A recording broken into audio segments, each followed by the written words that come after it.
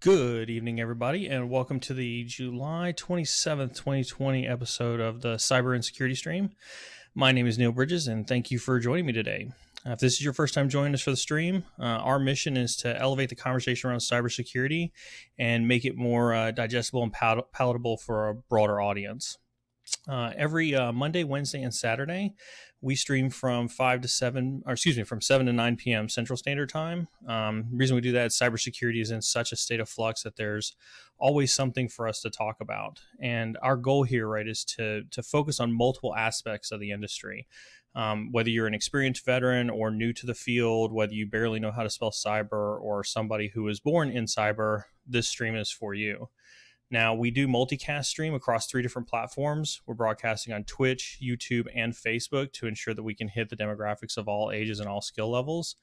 We're hoping to get the approval from LinkedIn before long to be able to live stream to LinkedIn as well, and we'll let you know when that happens. In the meantime, if you do find these streams helpful, please don't hesitate to hit that follow button on Twitch, hit that subscribe button on YouTube, if you're looking for, or hit that like button on Facebook. If you're looking for us on Twitter, you can find us at IT Junkie right there. And now that we have those logistics out of the way, let's kind of talk about some of our stream schedule for today. We do have a special guest with us today. Speaking of somebody who knows nothing about cyber, I'd like to introduce our special guest for today, Mr. Jeff Goals, who is a named account manager for VMware Carbon Black. He'll be providing me with some expert commentary. Jeff's been a really good friend of mine for a number of years. We have some very good cybersecurity conversations. He's been in this industry for quite a number of years, and he also co-hosts the Insecurity podcast with me. So, Jeff, from me and my viewers to you, thank you very much for joining us. Totally my pleasure. And I do know how to spell cyber, so I'm already one step ahead. All right. With that being said, we are going to kind of follow our standard format here, right, where we talk about some cybersecurity news and latest trends right off the bat. We've got some good things to talk about for today. We're going to cover, New York DFS and their first file action for breaking some cybersecurity rules. We're going to talk about cybersecurity visibility, and we're going to talk about some nation-state attacks being on the rise. And then from there, the second half of our stream is going to be geared towards our career section. We're going to kind of take a deep dive on, the non-cognitive pieces of how you can improve your readiness for the cybersecurity, and then we'll do one of our quintessential Reddit Q&As where we head over to Reddit and live answer some folks who've answered some questions on Reddit. If you have an interest in being a guest on our show, simply follow us on Twitter and send us a DM. Our DMs are always open on Twitter. Let us know what you'd like to talk about. With that being said, I want to talk about some upcoming topics that we have for this stream for this week. This is going to be a very special week. Actually, the next 2 weeks are going to be very special for the stream. On Wednesday of this week, we have a very, very special guest coming to us from Anomaly. AJ Nash from Anomaly. He is the Senior Director of Cyber Threat Intelligence Strategy for Anomaly. He's going to be joining us on Wednesday to talk over threat intelligence in general, as well as kind of give his career. I don't want to ruin too much about his, what he's going to present on, but he was also a former Air Force veteran, turned private sector intelligence guru. And so he'll be joining us for Wednesday stream for that. Wednesday, Thursday, and Friday stream are actually going to be pretty special. I don't typically stream Thursday and Friday, but HackerOne announced yesterday that they have their Hacktivity Con Capture the Flag event that's happening starting Wednesday evening, running through Thursday, running through Friday. And so I will probably do some special broadcasts Wednesday, Thursday, and Friday as I live stream their Capture the Flag. I did double check the rules, and as long as I don't disclose any flags or have any flagrant or blatant cheating, then I won't be violating any of HackerOne's rules. And so you will watch me flail about and try to figure out how to solve some of the HackerOne CTFs. Speaking of Capture the Flags, if you haven't already done so, I would highly, highly encourage you. We've done several segments on Capture the Flags here in the past. Starting next week is where we would typically have DEF CON and Black Hat happening in Vegas. They're doing their DEF CON is canceled, which is basically their virtual version of DEF CON and Black Hat. And so with that, August 6th, 7th, and 8th are going to be the DEF CON Capture the Flag tournaments, all 3 of the major ones. So Red Team Village for the offensive side, Blue Team Village for the for the blue team side, and then Trace Labs is doing their OSINT capture the flag as well. I'll include links when we put up the videos when we put the videos up on YouTube. But I would highly encourage you that if you're interested in doing some CTFs, put yourself in for them. I will let you know that the cyber insecurity team here does have one spot open for its OSINT CTF with Trace Labs. If anyone wants to be on the cyber insecurity team, we got a spot for you. So with that out of the way, you ready to get this started, Jeff? You're here. Let's go. All right. So we're going to jump right into it with kind of our first topic of conversation, right? Which is the New York Department of Financial Services actually charged a company. This happened last week, but this is one of the first times we get a chance to talk about it. So the Department of Financial Services has charged one of the second largest U.S. title insurers on Wednesday with exposing millions and millions of documents of sensitive consumer information in its very first ever cybersecurity enforcement case. And just to kind of put this in perspective for everybody, this regulation was actually passed in February 16th of 2017. So almost 3 years ago, a little over 3 years ago, after 2 rounds of feedback from the public sector as well as the industry as a whole, we finally get to see its first enforcement action. And so what ended up happening was this company that's listed here inside of the filing, the First American Insurer Company, on or about October 2014, all the way from May of 2019, because of a known vulnerability that it had in its website, it had exposed anywhere from social security numbers, bank account numbers, driver's license numbers, other records. I think the total, Jeff, if I remember correctly, is roughly around 885 million records. There it is, all the way dating back to 2003. At a maximum $1,000 penalty. Well, so it's funny you mentioned that, because one of the articles that I found from Lexology had mentioned that in the filing there were penalties as high as $15,000 per day for flagrant violations. So I think we're seeing anywhere from 1,000 to 15,000. But I mean, even so, what this was saying is that the penalties would it's irrelevant at this point. It is irrelevant. It is irrelevant. But they said that they would start the month after the regulations was passed. So March of 2017. So 36 months. Well, we were in lockdown for 3 months in New York. So that doesn't count. Exactly. I mean, I think they're finally out of it. So, yeah, announcing with a major lawsuit that they are now out of quarantine. Yeah. So, I mean, it's the penalties for this are going to be insane. I mean, I say insane. I mean, even if they do like a couple bucks an incident, they're bankrupt. Well, I mean, they don't have enough margin in their just normal business operations to absorb that. Now, you have a financial services background. Like, so when you say that, I take it because you know like what the margins are for something like this.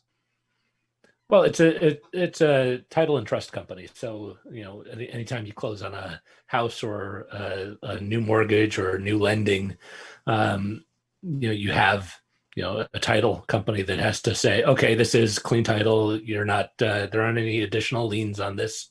When you closed on your house, you had to probably go through Chicago Title and Trust or whatever.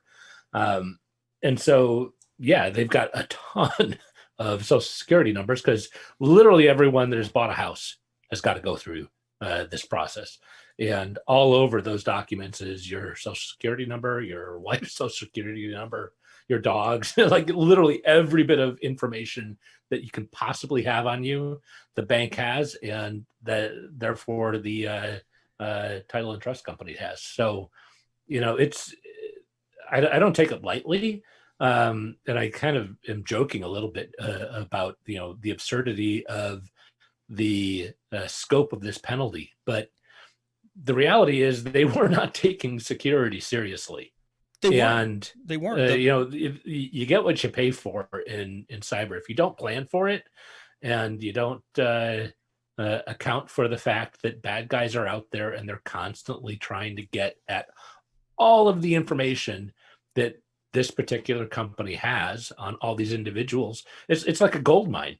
Let's see if I can go to one place and get all of the financial data. I guess the only other place would be to hack an insurance company where you have all their medical records too. But that might be the only better place I could think of to hack. Let's put this in perspective though, real quick though, right? So when we talk about this, when we talk about them not preparing for this, just to put it in perspective.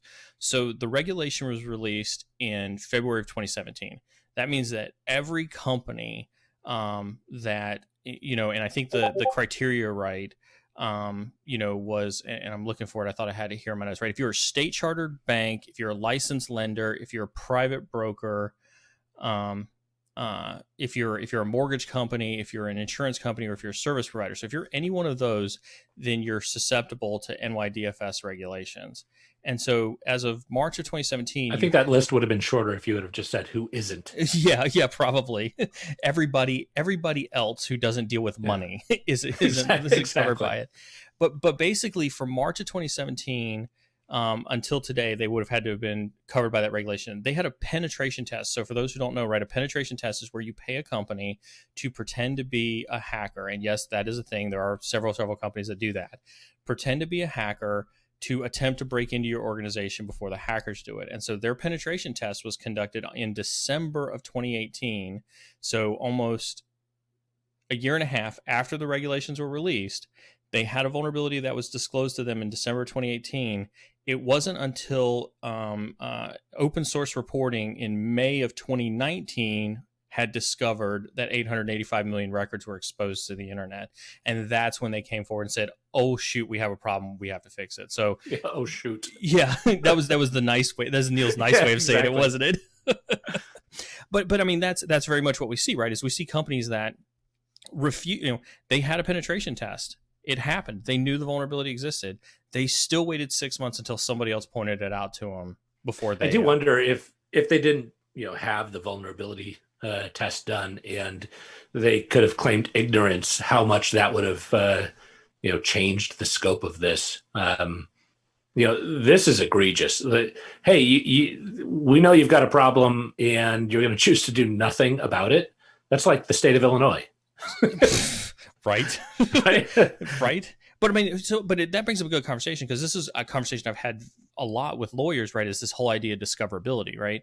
If you conduct a penetration test and if you conduct vulnerability scans, are you now making yourself more liable because you can't plead ignorance in the case of some of these regulations? That's a terrible, you almost caught me saying it, that's a terrible argument to have.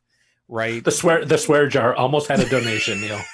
We're not doing the swear jar on stream, all right? But I mean, you don't want to set that precedence. It's like, well, if we don't know about it, then it doesn't exist, because then we're no better than trying to figure out COVID numbers, right? But I think that's the downfall here is you're caught in a catch-22. Is you discover something in 2018, how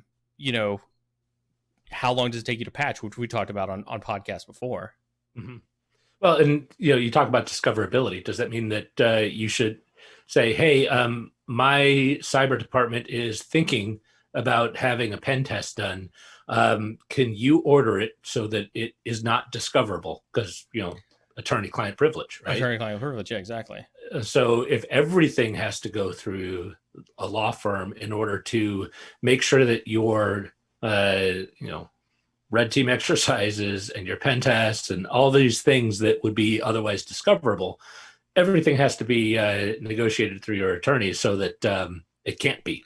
Well, and I've done penetration tests like that before, and it's no fun to have a penetration test where you can't even share with your boss, or you can't even share with your boss's boss. You can't share with the CISO. You can't share with the CIO, because you have to run through the legal department first. You can't share those results with with the IT teams when they happen, because the law firm is busy writing them up in such a way. And I think what we miss, it's a conspiracy by all of the lawyers out there. The legal departments in all these companies just got tripled in size. Well, I mean, at retainer rates of what? I mean, some of these retainer rates are like $500, $600, $700 an hour to do that. Can you blame them? But I think when we teach penetration testing to folks who are coming up in this space, learning how to do penetration test, we tell them that the report is the most important thing that shows our value when we go to talk to executive leadership. If that report gets watered down, before it ever gets to leadership, then yeah, what do you have? What are all these black marks, throughout all of my document? I mean, it's the black marks. I can tell you this. I've done penetration tests, right, where I've shown pictures of boardrooms during meetings because I hacked into a webcam. If you can't put that on a penetration test report because it's now discoverable, like where's your That's just mean. That's like guaranteed funding for the next pen test. Oh, it absolutely is. It absolutely is. But on that same notes, right? So let's talk about kind of back to First American, right? When the article broke in May of 2019, the company's stock price fell 6.3% on the next trading day, but it's been up ever since. So what precedence does, and we saw that this is a repeat offender, right? Because Target did the same thing after the Target breach happened in 2016. Q4 earnings and stock prices were down low, but now, Target has got some of the best numbers of its life, even post breach there. So I think this gets back to still that same old question is this penalty enough? And just for those who are listening, I did the math, right? So if just $1,000 per day is the maximum penalty that they'll seek for every day since May 1st of 2017. Their penalty as of today is only $1 million. And I think their last earnings report, if I can find it, was $6.2 billion was their last earning report. So is $1 million fine really going to kind of affect that company at all? That's per instance, though. It's so it doesn't say, and that's kind of the other thing that people. Well, that's the unknown, right? Right, right. You look at the equation and you're like, okay, is it 1,000 times? What was the number that they gave here? Krebs says like 885 million records. Right. Well, is it backdated to 2003 when all of those records were exposed, or only through 2017? And you take a look at that and you say, okay, even if, let's say, a third of those happened since 2017, 885 million divided by 3, 275,000. You're so much better at public math than I am. I know. Well, that's light. 200 is probably closer to 300 million, 295 million actually, in 3 years. But you take a look at that times 1,000 per, that's 295 billion. Well, that could be pretty hefty. I think I don't think it'll go. So I don't know how the math works on it, though. I mean, that's the question about GDPR, California privacy, New York. What is the actual equation? Well, what does it actually look like? You have to be careful with GDPR because GDPR did come out and say it was 15% of the company's total revenue. But the problem is that with both Marriott and with British Airways, they intentionally filed the complaint in the UK because the UK's interpretation of GDPR levied lower fines than the rest of the EU. And so that's where kind of that gray area of trying to figure that out is, because I think the bottom line. Why is there a difference? It's a good question.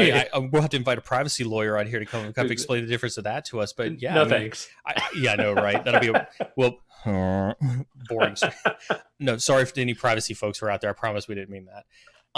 But because I think what ended up happening for British Airways, I think was 6%. And I think Marriott was 3%. If somebody keep me honest on that, if one of our moderators can verify, can fact check that one for me. But and I actually went and pulled the DFS regulation, and the specific regulation as it sits, there are no details regarding fines for violations. And it states that penalties will be calculated for violations, leaving the amount unknown for covered entities until a violation occurs. So unlike GDPR, NYDFS, and I don't think CCPA has specifically said, what the dollar amount is for theirs either, but I think that's this gets back to where do we get the sting from? I would love to see a 290. Could you imagine seeing a $290 billion fine for these guys? I think people would start taking security more seriously. And I think that's the crux of it. I think this gets back to the conversation we're always having around whether it's painful enough for people. Right. Well, consumers and board members. But We talk about enterprises because that's that's the space we live in. But we've also talked about the fact that consumers just, the bank will take care of my credit card fraud. Why do I care? But I guess I don't see this type of penalty negatively impacting consumers. I mean, unless somehow they were able to map that if this company stayed in business out of a $295 billion fine. Well, that depends on if you're one of the people that was a customer of First American, right? If you were a customer and you had all your stuff stolen, I'd be pretty angry. You would be pretty angry, but if they offered you 2 years of free credit monitoring and, an identity protection, would you still be mad?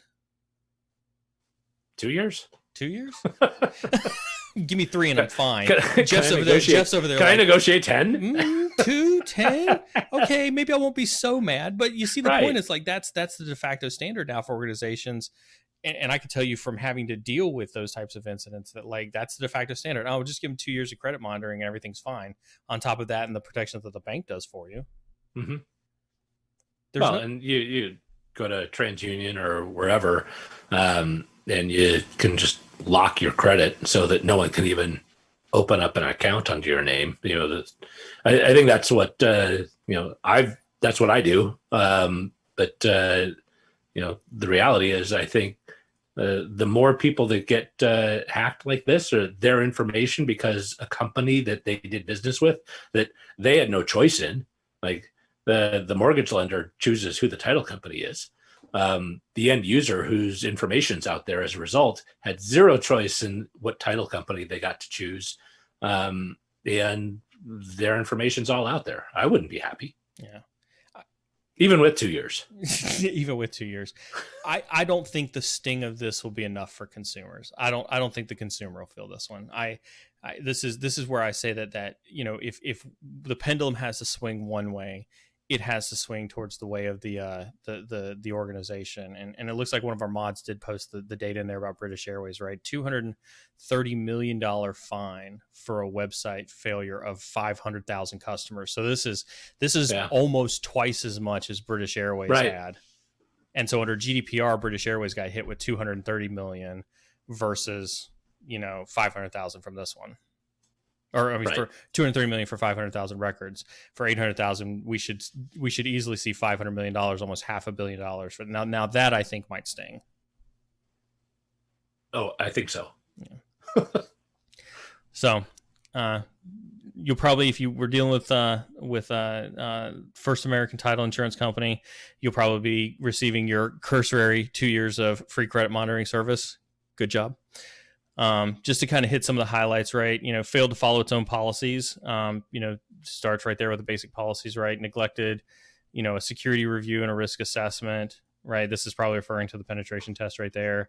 Misclassified a low severity. We see this all the time in penetration tests, right? Where, it's almost become, like car negotiations when you go to present some of these penetration test reports to executives. They're like, well, it's not really a high because we've got this mitigating factor in it, and we've done this, we've done that. So we could probably negotiate this down to a low. And it's incredibly frustrating as a penetration testing company when that happens to you. And shame on the organization who did this penetration test for allowing that to happen, if that's indeed what happened. Maybe it was indeed a low, but if it was indeed a low, this is exactly why you can't use just the CVSS score to decide whether you patch a vulnerability or not.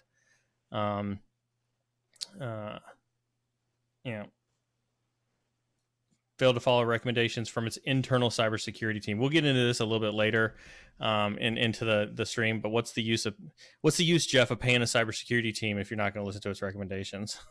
Well, so that begs the question. You did a lot of these pen tests and talked to boards and whatnot. How many times did they say, wow, this is great information, we're going to totally act on it right now? What do you suggest we do, and how fast can we get started? Versus I don't know if I agree with this one. Let's take this one down a notch. Let's not raise any alarms. So, You know, so we could sit here and be negative Nancy's all stream, right? But let me ask you this. So let's go, Jeff. Let's put on that big, huge, powerful brain of yours. What do we do to get board members and CEOs and CIOs and CISOs that when somebody puts a penetration test in front of them and makes a recommendation, how do they listen to their internal teams? Name me three. Let's go with Neil's top three things that they can do to listen to their internal teams, or what can we do to make them listen? I think to some extent it's got to be an education on the risk and define it in language that a board member understands as opposed to techno jargon.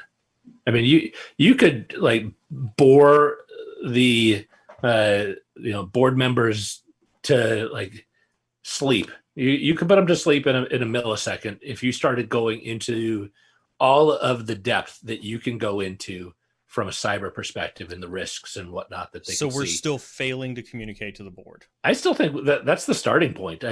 The board understands that there's risk, and they understand that cybersecurity is something that has to be looked at more now than it did 10 years ago. I don't think anyone argues that.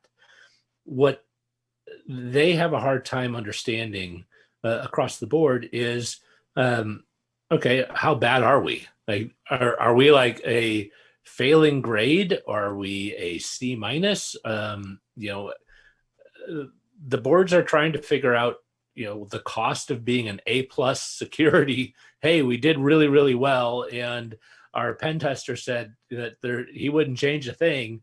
But we spent gazillions of dollars in order to get that grade. See, versus we're doing absolutely nothing and we got a D. All right, let's take this to a C minus by next year. but I think what I would challenge though, right, is that most board members don't ever get to talk to the penetration tester or the penetration testing company that's done that pen test. I can probably almost guarantee you that in a $6.2 billion organization, the CISO probably ran the pen test for this. And that's where the results probably stopped with. Potentially maybe the legal department, who really knows. Potentially the CIO may have ever seen them, but I think that what the board sees on the pen testing level is, yep, we conducted a pen test. Yep, we had a finding. Yes, we're remediating. It's a checkbox to them. It is. But I think more board members need to get educated in cyber and understand that it is potentially one of the greatest risks to their business. Potentially. I definitely agree that more board members need to get educated on cyber. I think that definitely needs to happen. We got that on stream that I agreed with Jeff. It's recorded. Okay, so what's number 2? Oh man. Well, I gave one. Why don't you give one? I think this is going to kind of go to educating the board on cyber. I'm going to take that education of the board on cyber. So you're going to steal mine and augment it? I'm going to augment it. That's what I do. That's what innovation is. I may take something insecure. Innovate my idea. I'm going to take something inferior and I'm going to elevate it. I'm going to say we in cyber don't talk money enough. Yeah, it's the language gap, right? We can't. But so I'm going to push back a little bit on this. Because every time I've ever done an ROI analysis, I'm in sales, right? Every time I've done an ROI analysis. Who let a sales guy on the stream? I know. I hijacked it based on our friendship. There we go. No, every time you talk to them, they say, well, I can't have soft dollars in my ROI analysis. So explain for the viewers what soft dollars are. Well, so hard dollars are things that you can say, I'm going to replace XYZ technology, or I can prove that it will save the company X number of dollars. And those are hard dollars. It's going to cost me X. I'm going to save Y. I'm ahead of the game. Cool. They have a really hard time with the idea of, well, I'm going to be able to ensure that your employees are X% more productive, right? Or efficient. Or they will spend less time running down bad cyber threats. Those are things that. So you're gonna save me a half a person. How do I show that, right? But the reality is, yeah, I'm going to save you half a person's time, and that time is allocated to productivity and other things. So I have a hard time with this idea of soft dollars being something that you can't define and therefore you can't take into account in an ROI analysis to prove the value, right? And so a board member is going to look at the ROI analysis and say, okay, it's going to cost us X, or it's going to save us Y, and part of Y is hard dollars that I can prove. And then there's this reduced risk. There is, hey, I've got less of a chance that my company is going to be in the news and have this $500 million fine because we spent $500,000. Well, that would be a really easy equation. Tell you what, you spend $500,000, you save $500 million. But if you but don't their have... problem is that there's no guarantee that I'm going to stop that exactly $500 million. And the only thing I know is it's going to cost me $500,000. You're missing something in that equation. This is why I say that we're failing the dollar conversation, is because we're failing to quantify the likelihood. You can't do, I'm going to save you $500 million, because you can't tell when that next cyber attack is going to happen. Number one. So we all need to be actuarials. we need the crystal ball. No, if you listen to never mind. I'm not gonna trash any vendors. No, but you're totally right. I mean, but that's part of that soft dollar equation. I mean, the hard dollars is easy because you can quantify it, right? But I think the other thing, soft dollars with an element of probability of, hey, this risk, if it happened, would be $500 million, and the probability of that happening is maybe 5%. So now I've got $500 million times 5% is what, 25 million. That's still a good chunk of change in an ROI analysis, and even if you take a low probability, even 1%, that's still $5 million. I don't disagree with you. I just think likelihood is the missing piece of that equation. I think likelihood is we're going to miss the likelihood marker on that pretty extensively. All right. So what's the likelihood that 5 years ago, First American would get notification that they're on the hook for $500 million? What was the likelihood with all of the information that they had going into this? And then in 2017, they say, oh, shoot, we think we might have a problem here. Let's make sure we solve this. Oh, we're not going to solve it. So let me spin this one on you. If we were to really, really stretch the definition of likelihood, when GDPR first came into existence, it said any company that has a data privacy disclosure is going to get fined 15% of their at a minimum. That is a likelihood that if you have a data privacy exposure issue, you're going to get fined 15%. So you know that you're going to have it, right? If boards and security teams and companies were to basically just accept the fact that they're going to have a cybersecurity incident, then your likelihood is 100%. That's easy math. That's easy math right there. So, but then what? Have you seen corporations change their mindset? No, and that's the problem. And that's the problem. But why? I mean, you've any company that's bound by GDPR with 100% likelihood that they will have that fine, why have they still not changed their mindset? Because we have bean counters sitting in the C-suite who says, well, it might be 100% today, but how do I reduce that risk of likelihood of an incident? And what are the things that I can put in place so that likelihood of an incident isn't 100%? Yeah, what's the bare minimum I can spend in order to reduce the likelihood X%? And this gets us back to point number 2, which is we're not talking dollar figures. Point number 2 is we have to all become actuarials. I think that's what I took away from your point number 2. All right. Well, on that note, we're going to skip point number 3 because we got to move on to a different topic anyway. Okay. What we learned from this, right, is that two old guys on a stream session can't solve why First American didn't fix their vulnerability 18 months after they had after regulations were put in place. I will say point number 3 needs to be that they do need to have a process that gives them the visibility and the control to be able to deal with stuff in real time when they do have an issue. And that wasn't in place either. You wouldn't say that their internal cybersecurity team was that? If you've got an incident response team under even if we pull out the CMMC charts and say you've got like 2.5 on the maturity scale for your cybersecurity team, if you've got at least a 2.5, you wouldn't say that you have a process with how to take in that information and deal with an incident?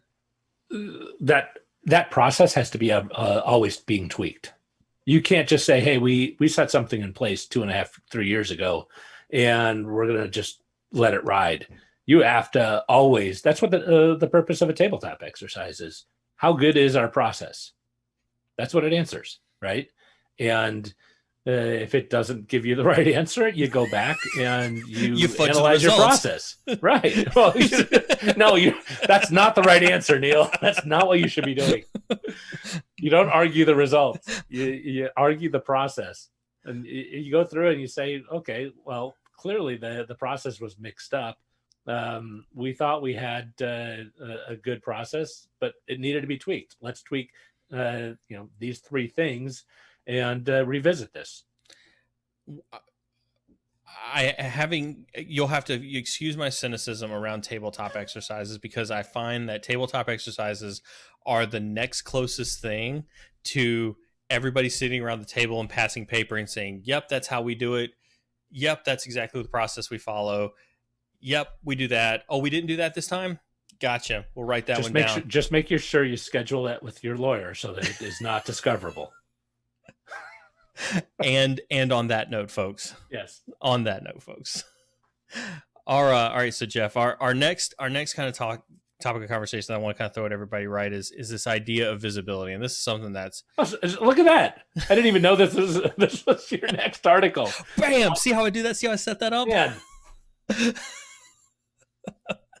I need to go play the lottery. That's right.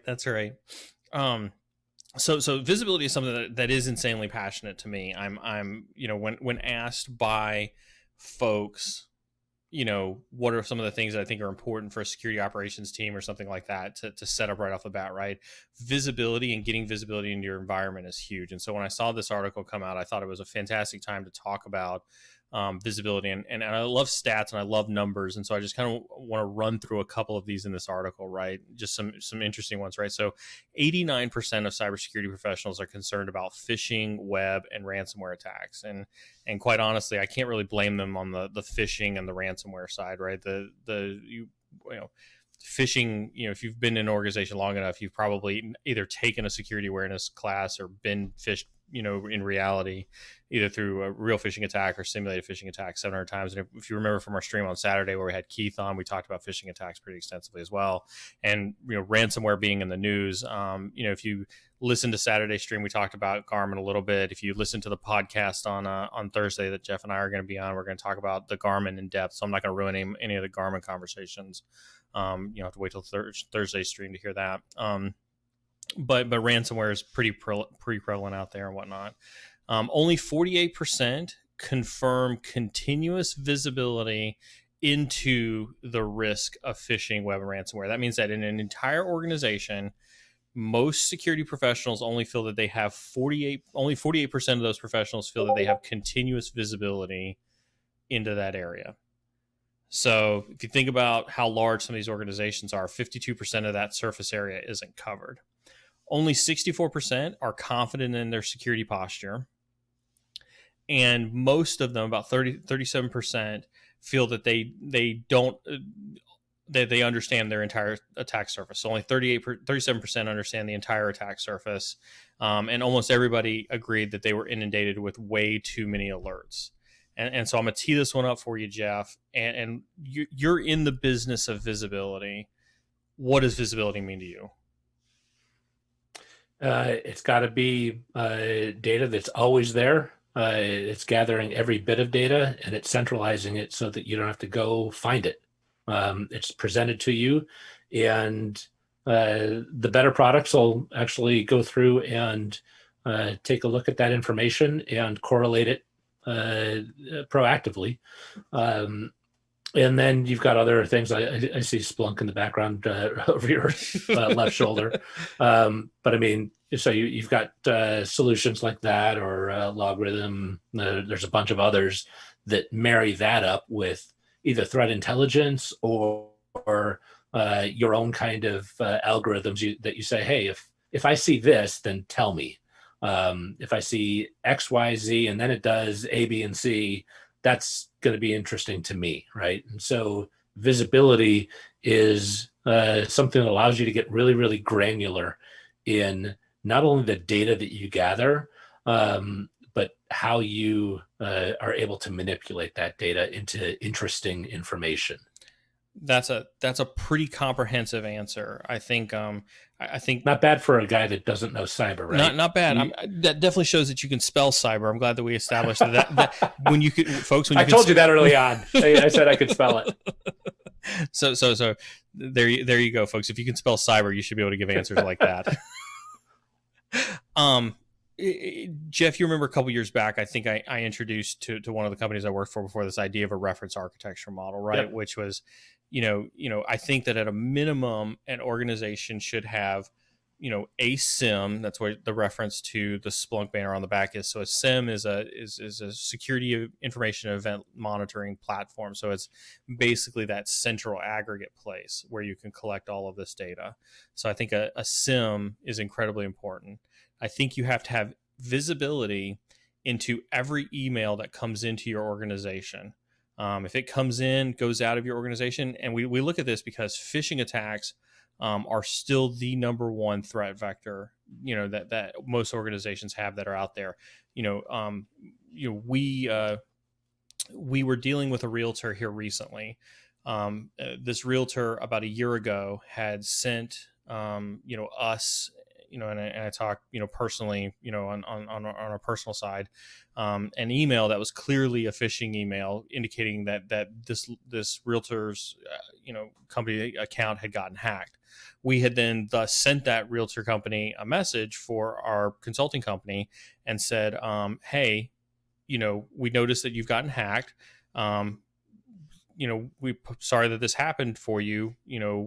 Would you like some assistance in figuring this part out? Obviously, we didn't send it to the hacked email account. We sent it to, several of the other, presidents of the company, and they chose no. And literally not 3 weeks ago, we literally got yet another follow-up email from clearly their same hacked email account that they were still hacked. So phishing is still hands down the number one threat vector. So, a SIM for centralized aggregation and visibility, some type of email monitoring, whether it's Proofpoint or, God, what's the other name of that? Mimecast was right. Proofpoint or Mimecast, and then endpoint visibility, right? Because your users are out there surfing the web every day. They're out there opening email every day. They're the sales guys that are out in customer environments and plugging into Starbucks, networks and things like that. I thought you were going to say something way worse about the sales guys. I was pleasantly surprised. All right, good. I'm looking for the right opportunity to hit you with the uppercut. But I think those three things are really what I would classify as good visibility. If you've got those three things, then you should be able to cover most of your environment. Well, and as we've always talked about, the reference architecture is not just that primary foundational layer. And I would agree with you. You got to have those three. But then you start having, defense in depth. What are you doing for DNS? You talked on one of the more recent streams here about DNS and some of those vulnerabilities. There's a ton of stuff that you can do with that IDS, IPS, host-based firewalls. These are all nice to haves that once you've got that foundational layer, you can build upon. And I think that's where you turn, from referencing our last conversation, you turn your D+ grade to the board up to a C or a B, and as you're more mature, you start having some of those technologies. And it's not just having the shelfware of these technologies, right? It's how do you operationalize that? How do you indoctrinate all of those capabilities into a workflow that your security operations center can not only ingest, but be able to prioritize appropriately the active threats and be able to deal with them in a prioritized and methodical fashion. Now, I'm going to ask you one. This is one you and I haven't really talked about this before, so I may catch you off guard with this one. So I apologize in advance. Not really if this does happen. Would you argue that some of the NIST guidelines or some of the other ISO frameworks or other frameworks that are out there, CIS 20, do they not provide you with a good enough conversation around a reference architecture that you could use to help make sure you have the right visibility? Oh, absolutely. I think those are great starting points. I think if you are hitting on that watermark of NIST and you say, okay, it might not apply perfectly to my company, but there's others that you can apply, accordingly. If you are using a reference methodology and building a reference architecture to that methodology, I think you're in good standing. I don't think these regulations are necessarily coming down on corporations that tried their best to look to a framework, look to build an operating rhythm to that framework, and then they did their best to operationalize it, right? I don't think those are not the companies that are going to be hit first. The companies that are hit are the ones that had issues, had vulnerabilities, and they ignored them. But if people are following frameworks like NIST or CIS, shouldn't they have addressed those vulnerabilities? Oh, I would think they would have. So we talk about the last conversation, right? Right. What was the framework that First American was building towards? Were they building towards a framework at all? And if they were, what things were in place that failed? Because NIST should have, been able to cover a lot of these companies, and there's a bunch of different frameworks. We don't have to dive into all of them, right? But if they would have picked their framework and built a methodology to that framework, yeah, I think it should have covered it. One of the only things that I think I'll disagree on from a framework perspective is I don't think the frameworks address fundamentally things that need to be done. And I'll give you an example. CIS 20, top 20, right, from CIS, right? They talk about having an asset inventory, right? But they don't talk about what makes for a good asset inventory, and they don't talk about why that's important for your visibility. And so I think as a result, can we get a ban on that in Twitch chat there, Mod? So I think as a result of that, right, you've got a lot of people who are like, yeah, I've got an asset inventory. It's on an Excel spreadsheet, and I see this a lot with manufacturing sites and things like that. Right. We keep an asset inventory on a spreadsheet. I don't think that there's enough documentation that's out there that kind of dives deep on, what is a right way of doing asset inventories look like and things like that. Well, yeah, I mean, you start talking about OT as well, and it is always amazing to me the number of companies that I talk to, and you say, great, what are the operating systems you have in your environment? How many do you have? Are they patched? And they're like, we've been trying to find that information out. Like, what do you mean you've been trying to find that information out? You just ask. It's your company. Yeah. But I mean, I think it's something that's super, super hard to do, and so people kind of just punt it down the road a little bit. And the information is only as good as yesterday, right? When did you do your inventory? Okay, that is the last day that it was usable. And I would have to have a process to keep that up. And I would argue then on that same note, though, right, is that when we think about things like this specific idea of visibility, none of the frameworks that we have specifically talk to that idea of how do you increase visibility in your organization. They just simply take it from, to your point, that checkbox mentality. They also don't talk about cadence, right, either. So right. Like, how often does it have to be updated? How often do you have to review it? When should you Right. get these looked at, and things like that. So I think that's where sometimes some of those frameworks really start to fail us at, is because this is an operational challenge for security operations team.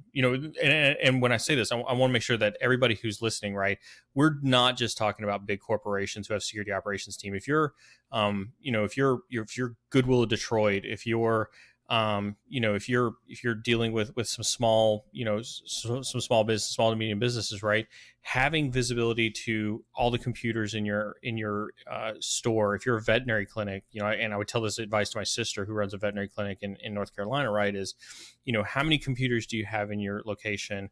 Who's using them? How many peripherals? How many things are connected to the internet? All of these visibility type of items. Those are still things that you need to be aware of. I don't think that this is a corporate problem by any stretch of the imagination. I would actually argue that the small to medium-sized businesses are even more vulnerable, and it's more of a challenge for them because they have just as many of the issues, but they don't have nearly the number of resources that an enterprise has allocated to security and IT and all that. Even some of these small businesses, someone studied security. Someone listened to Neil Bridges' webcast. Oh, look at there! Shots fired. Right?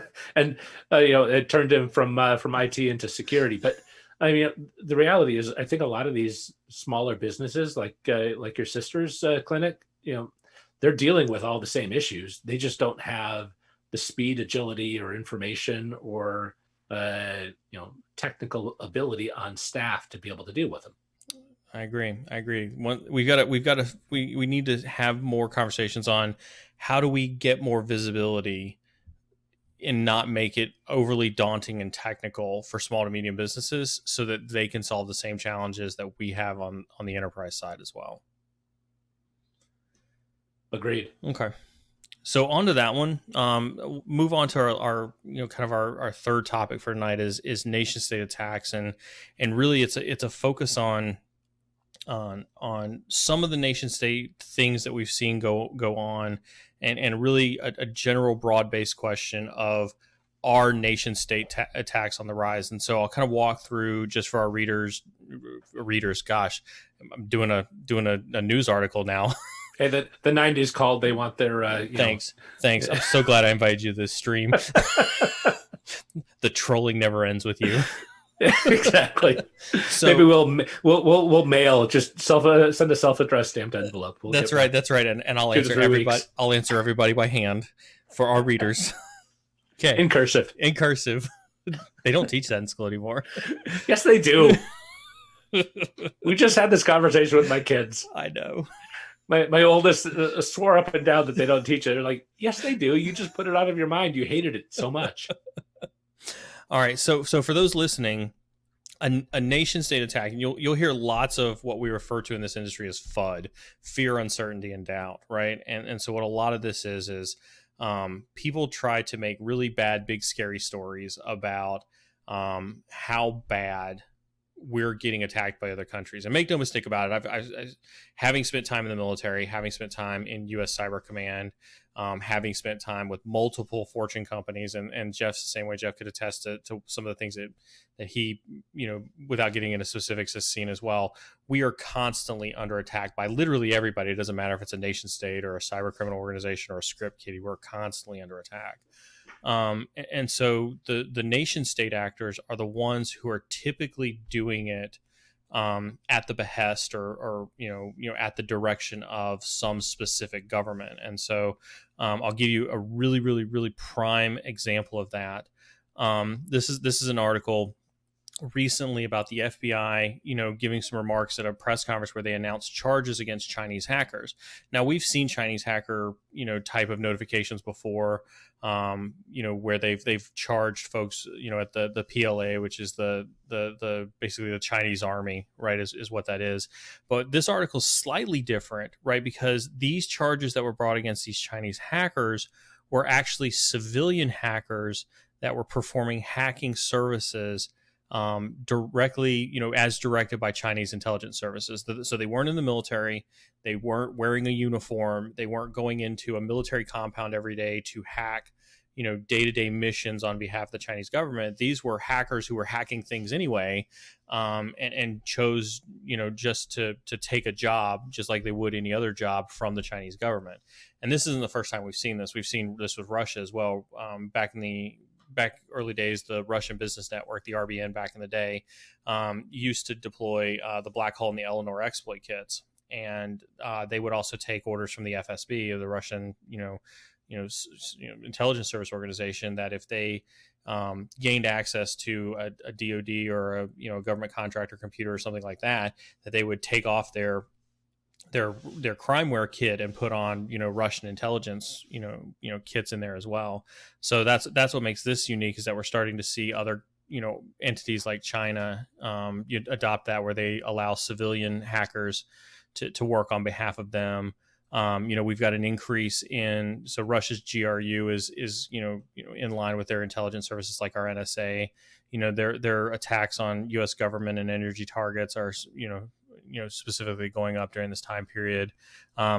Slightly more trolly, but a little bit more funny. But I mean, in the same sense of the nation state attackers, right? We get a glimpse into how the Iranian spies are actually training their other teammates on how to do hacking operations themselves, with that. And then we've watched the North Korean hackers go from barely being able to steal $1 from a bank account to focusing heavily on mage card attacks. And this is after they've attempted to steal billions of dollars out of Bangladeshi banks and things like that. And so now they're really focused on defeating some of the sanctions by focusing in on multiple levels of financial crime to try to bring money into that nation. So Jeff, I lead into all of that to say, are we seeing a rise of nation state attacks? It's hard to know 100%, but it certainly seems from the articles and the news that there are a lot more of them happening right now.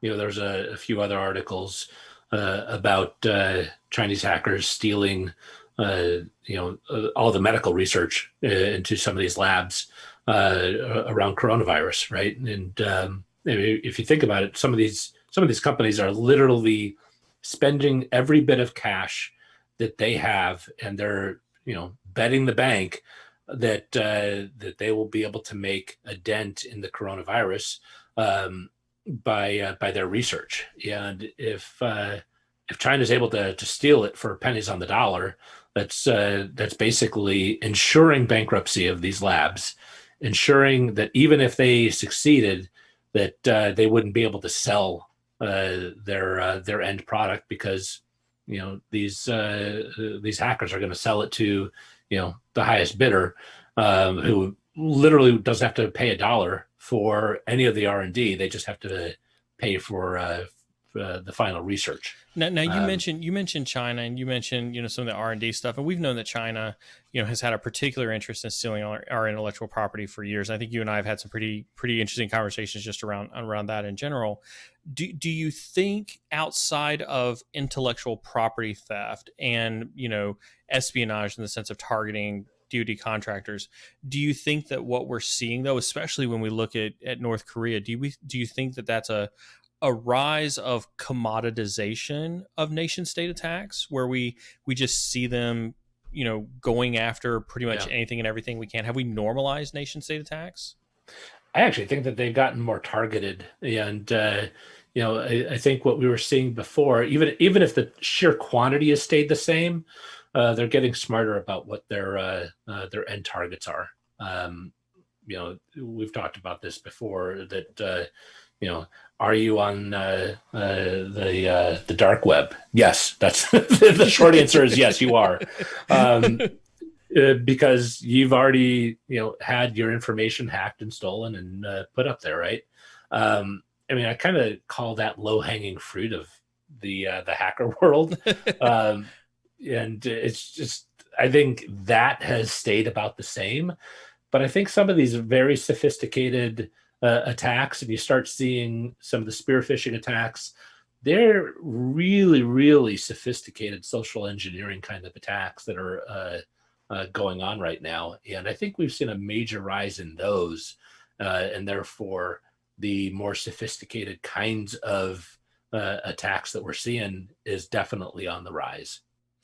I throw that out there because I do wonder. I mean, when But are you going to agree with me again? no, Oh, I'm not. okay. I'm going to innovate on your idea, therefore I making forgot. it I better. forgot. Making it my own and thus making it better. No, I think North Korea and I've watched North Korea grow up in this space for the last 10 years, where they were using Metasploit 10 years ago, which is it was almost like we were watching them take their CEH for the first time when they first started into this game a number of years they're ago. so cute. They're so cute. Oh, look, they're trying to be hackers, to Sony, to Bangladesh, Right. to now using Mage Card, and while it's been primarily financially driven, it does kind of reek of, you call it targeted. I say it's furthering the nation's objectives, sure, but they're not actually doing it in an act of, I hate to use this word because I'm not in that space anymore and I'm not trying to be, right, but it's not so much as an act of war as much as it is just criminal activity. Yeah, it's like, where can we make the easiest dollar? Right.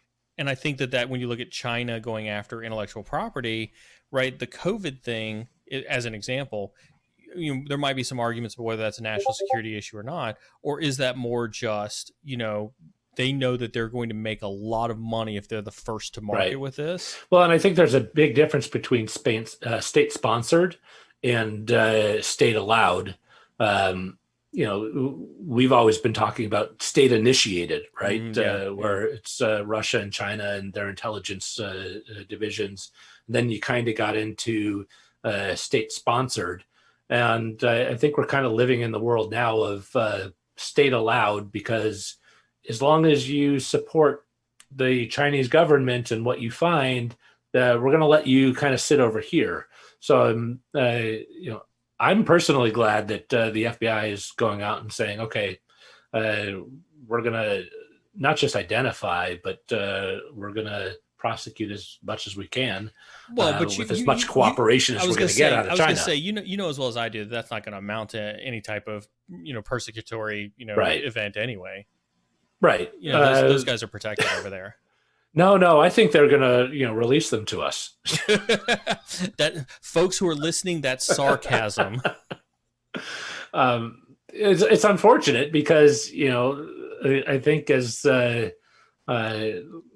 this is showing that the world is getting smaller and we don't have all the players playing on the same playing field. Let me ask you a hypothetical. If the U.S. doesn't already do it, and I'm saying this not having any knowledge of whether the U.S. does it or not, so this is pure speculation on my part, right? If the U.S. doesn't already do it, do you think the U.S. should be in support and authorize this a civilian force to do offensive cyber operations on its behalf? Boy, I think that's a really, really slippery slope. That's why I'm trying to decide. I'm trying to see if you're going to go on your own or if I got to push you. No, I don't think you should, because I think it's got to, state sponsored needs to be against, state attacks. I don't think that should be our role as individuals in our country. But let's say that we had an individual who is very talented, right? And he's good at 0 days. He's happens to live in the northwest suburbs of Chicago. Quiet. And he happens to, not disrupt the flow of democracy in his home country, the U.S. And he's also very good at the types of operations that he conducts. And every once in a while, the U.S. government comes to him and says, hey, we'd really like for you to do this for us. We'd really like for you to do that for us. Do you think as a government contractor or as an individual? As an individual. No. Why not? I don't think it's our right and our role. It's, there is very little different in my mind to have a Air Force cyber doing something offensively versus Air Force doing something offensively. I see that as very, very similar, right? Mm-hmm. It's strategically in the best interest of the United States. It meets a national And security objective. It, you know, it meets a number of criteria, right? right.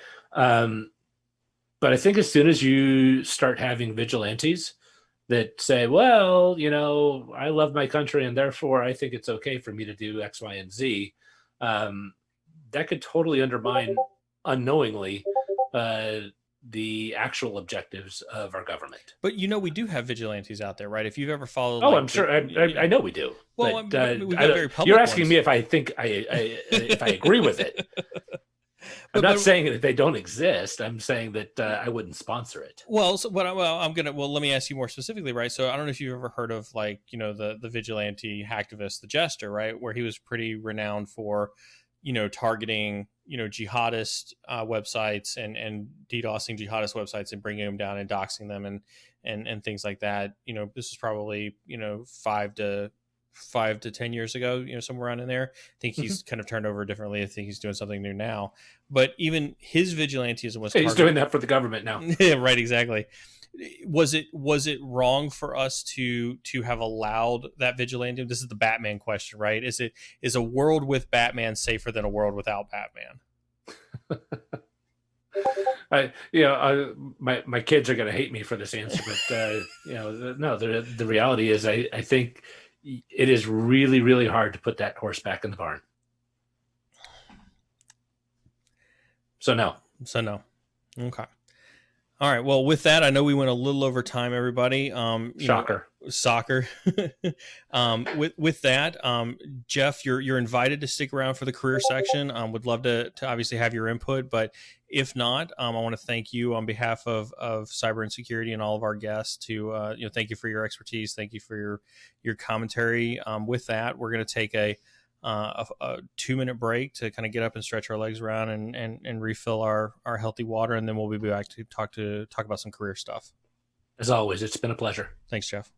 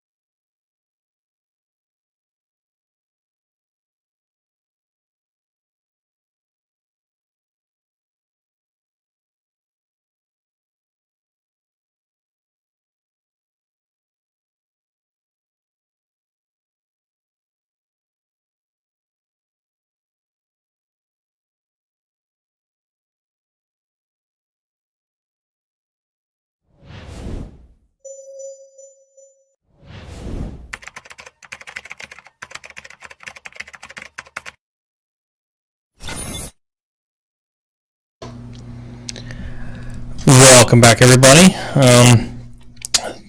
to the second half of the stream. We're going to kind of take a moment to kind of deviate away from some of the career news, some of the daily cybersecurity news that we've been focusing on. We're going to kind of take a step back. We're going to talk about, a section that's dedicated to getting some feedback from the broadcasting room.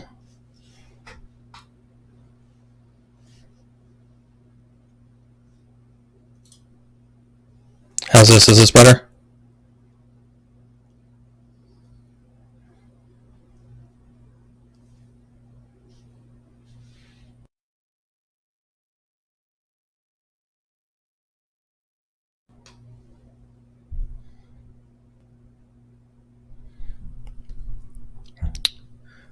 All right, we're going to try this out. Is this better if we do this?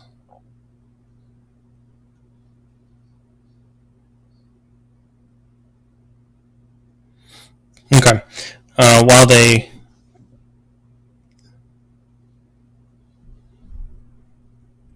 Okay. Looks like that might be a little better. Apologize to everybody for that. Working on apparently something changed in between the intermission on the quality of the sound. We'll keep trying to tweak it and see if that gets to be any better. But we try to focus the second half of the show on helping folks answer a lot of other questions that they may have with cybersecurity as a career. You will have seen in the past that we've tried to talk about various topics and things like that. We've also tried to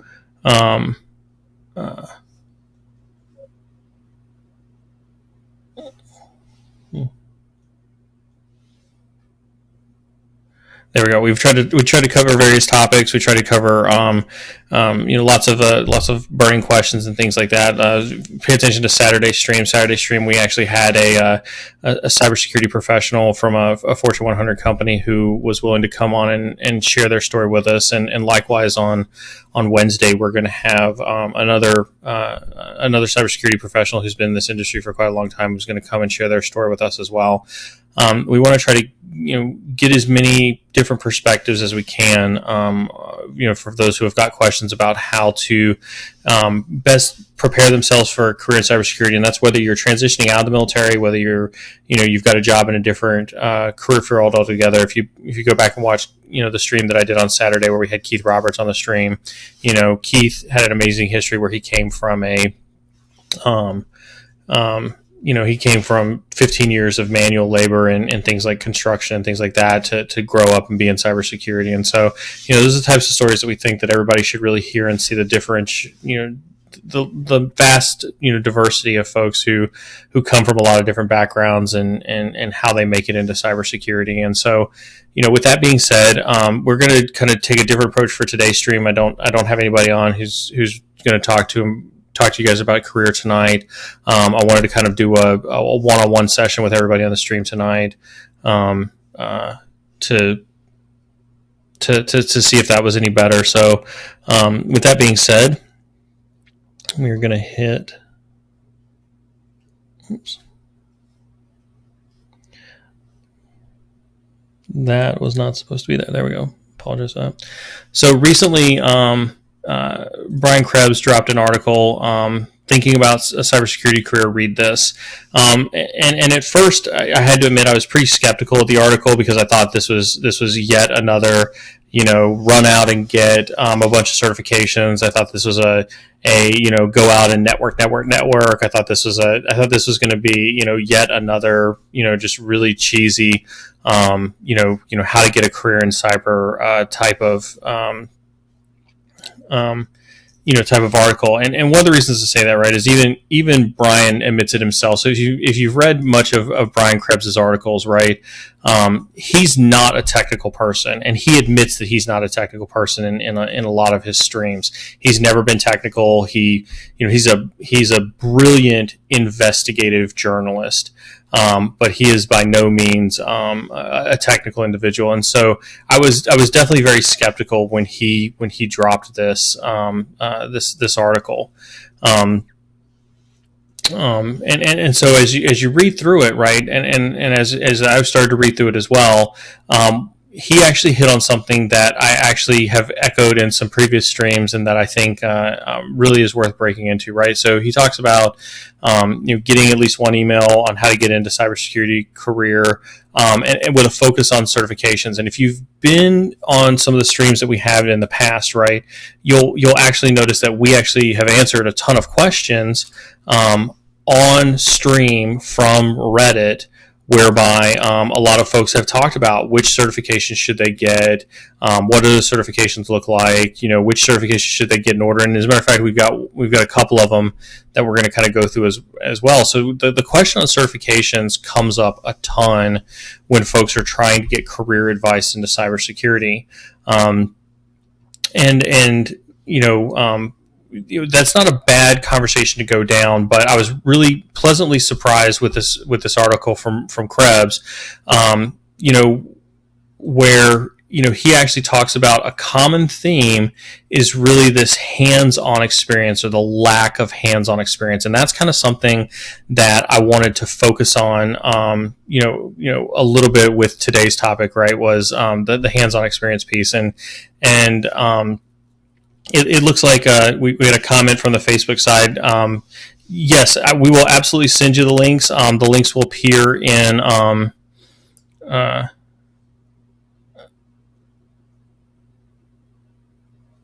the links will appear in the in your case in Facebook. We'll post the links to inside of Facebook comments.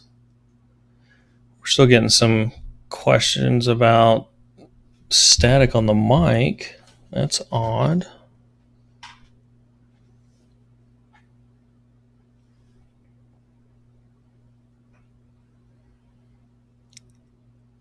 Try that out. See if that works a little bit better. But yes, we'll absolutely post links for this as well. We're going to continue to try to push through the stream. I appreciate everybody's patience with this. We got the team trying to work on adjusting a few settings and see if we can't fix the static issue. I apologize to everybody for that. When we talk about getting the hands-on experience, and you've heard me talk about this before, right? Actually, if you go back to my YouTube video, yes, Kashif, we do actually have a YouTube channel. One of the moderators will post that YouTube channel, hopefully as well. But one of the 4 things that we talk about in one of our YouTube videos is kind of pulling on that thread and finding something that you can do, and then taking it from there and really trying to get your hands-on experience, try to get get some experience in doing some of that hands-on work, either through capture the flags, either through doing labs at home and things like that.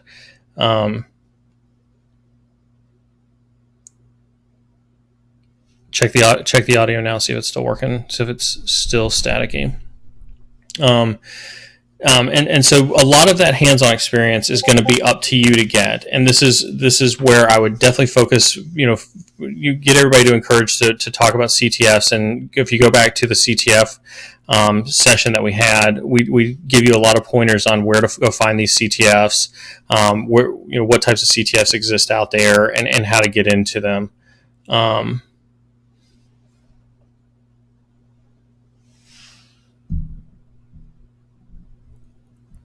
Actually, we're going to take a real quick break. We appear to have a bad wire or something. We're gonna pause real quick and come back to the stream.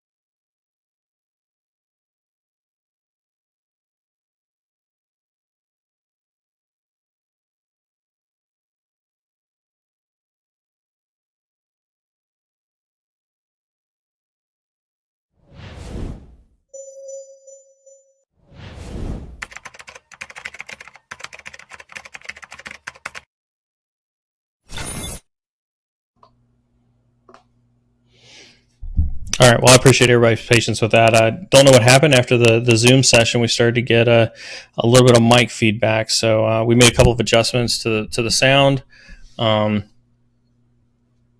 Yeah. So apparently it's still bad. We'll try to fix that in post audio. I apologize to everybody on the stream. Not sure what happened, but I promise you we'll get that fixed. So anyway, back to hands-on experience.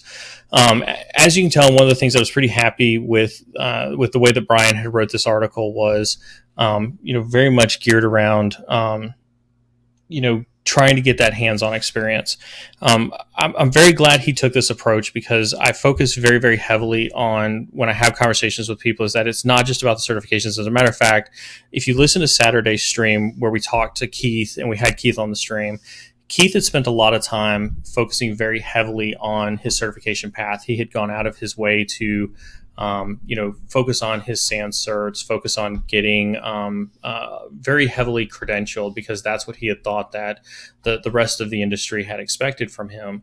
And as you come to find out when you listen to that stream on Saturday, he'd come to realize that, those certs were only part of the problem. And what ended up really serving him well was his time that he had spent with folks, learning his trade craft, learning, how to do things and really focusing on getting that experience,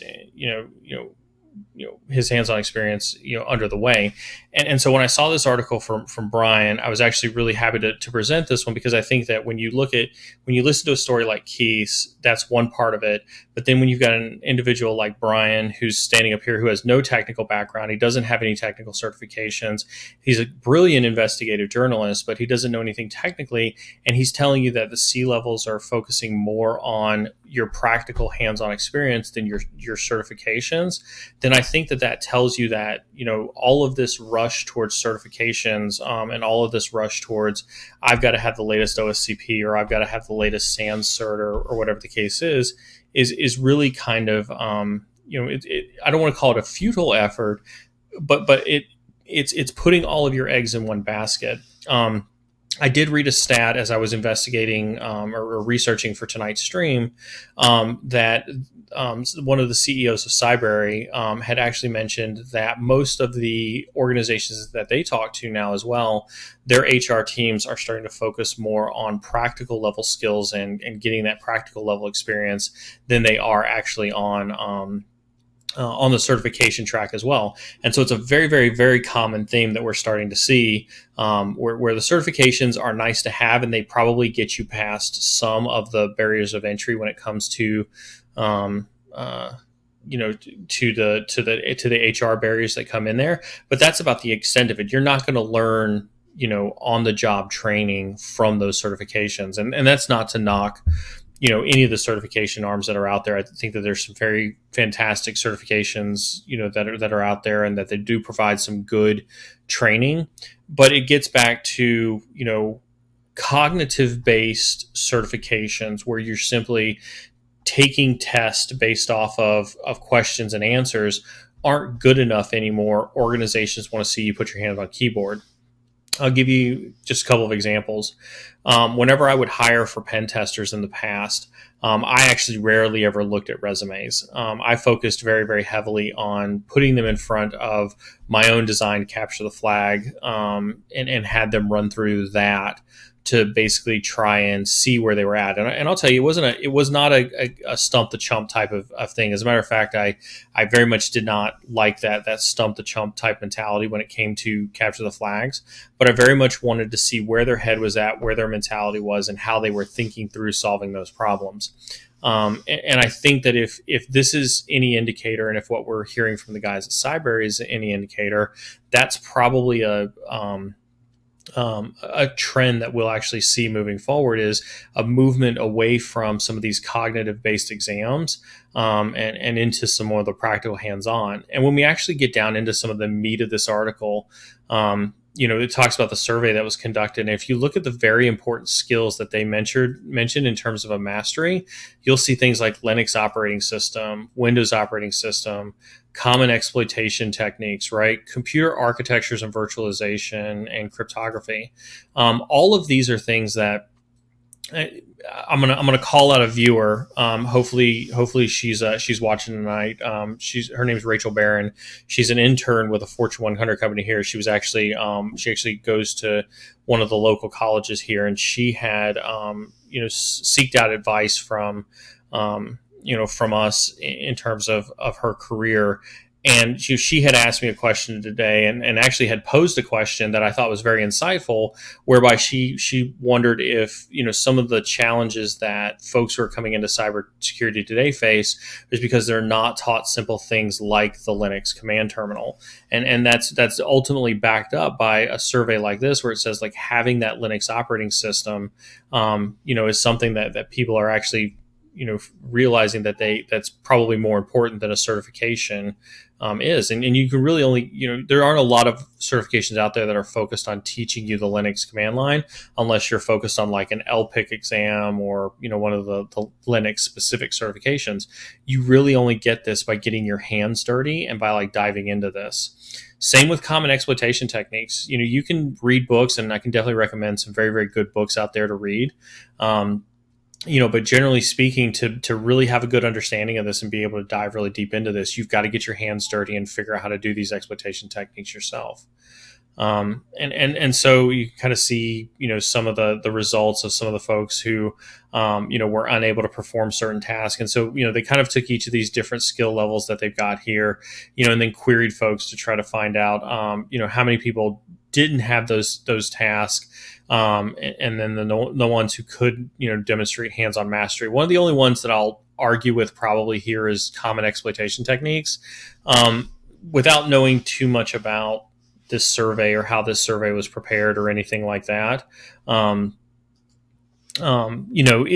would say, if you can explain what SQL injection is, or if you can explain what what buffer overflows are, I think that's an understanding of common exploitation techniques. One of the things that I don't think people need to know in this field to, for 90% of the jobs that are out there is to be able to write buffer overflow exploits, or to be able to explain, assembly level architecture and things like that. And so I think that's really the only difference of opinion that I have here with this article is, how deep are they trying to go with common exploitation techniques, and what does that look like?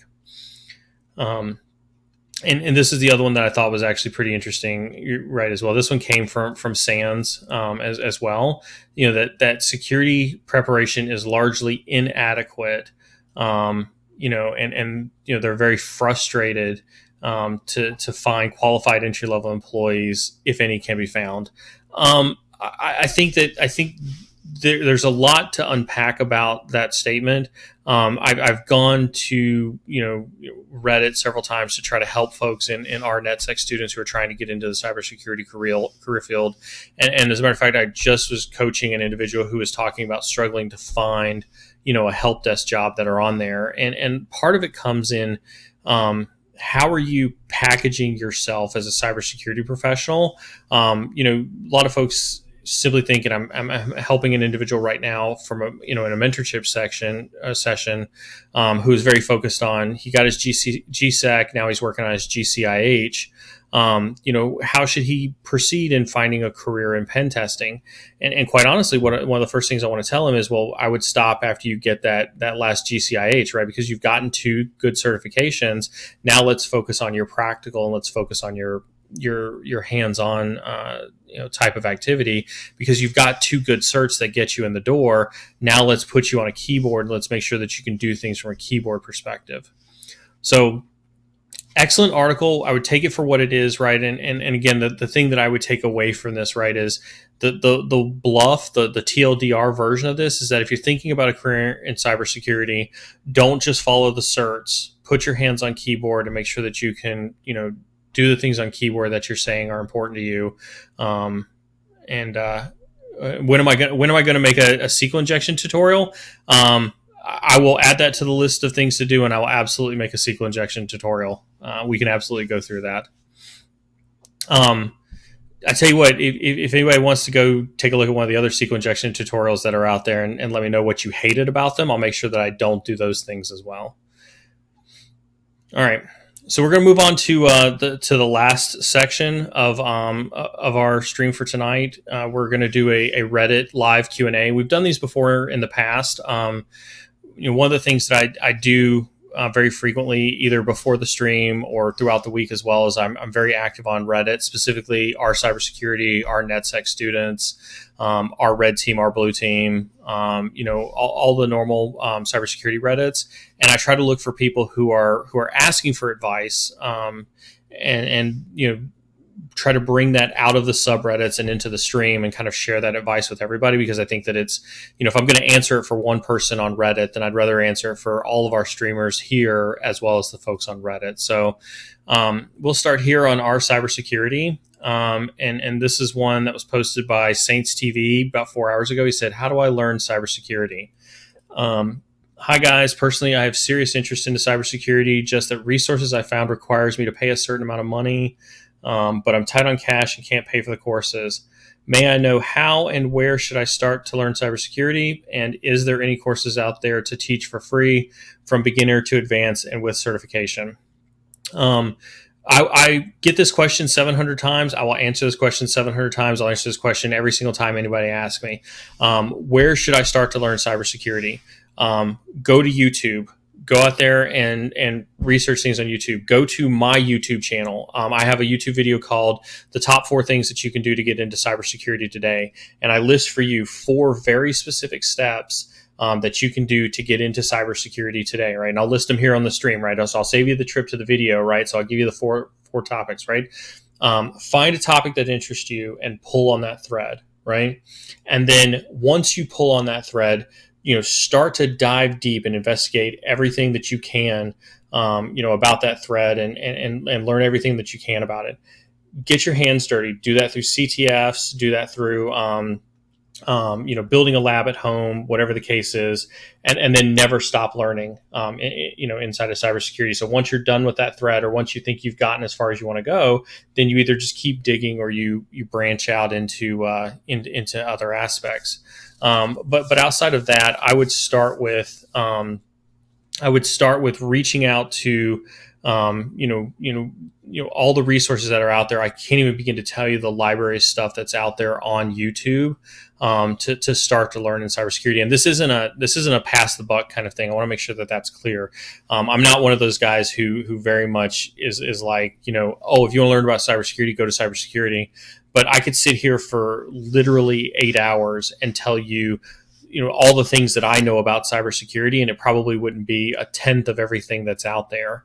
I tell people to go to Google, go to YouTube, because whatever interests you, that's where I would start with. And that's what I mean by pulling on that thread, is going and finding that thing that interests you, and starting to research the heck out of it and getting to become an expert of it. Because the analogy that I use for folks, right, is that cybersecurity is like a lake, but it's a lake that's a mile wide and a mile end. Exactly. We got somebody in Twitch chat, right? There is no end to it, and that's 100% right. There really is no end to all of the stuff that we have at our disposal from cybersecurity. There's so much out there, and it changes every day.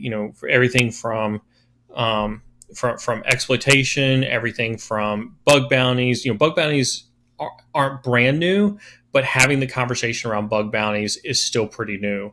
And so there's still things that people are, discovering about bug bounties. There's still things that people are putting out there on the internet about bug bounties. The data is still continuously flowing about certain things around bug bounties. Risk management is another thing. People oftentimes negate the non-technical side of cybersecurity. And so, learning about risk management and trying to understand everything there is about risk management on things like that. You could pull on that thread and go down an entire hole on risk assessments, risk frameworks, just you name it, it's all out there. So the number one thing is what's your passion in cybersecurity? And another excellent comment in Twitch chat, right? On like any other field, there's no end. It's the passion for it that keeps you going. And that's honestly how I answer number one for almost anybody is find your passion and go after your passion in this space, because cybersecurity is such a big, broad field. On to the second one. Is there any courses out there to teach for free from beginner to advanced with certification? No. Not cynical, Neil. This is just no. It does not exist. Number one, it's a capitalist society and everybody's got to make money. There are great free courses. You can see it here with Cybrary. Udemy's got some. YouTube is the greatest place to go see free courses. If you want free courses, go on YouTube and start searching for things on YouTube. You can find old Black Hat streams. You can find old DEF CON streams. You can find, all sorts of education seminars and things like that. By request. We've got somebody in chat asking, if I can do a SQL injection tutorial.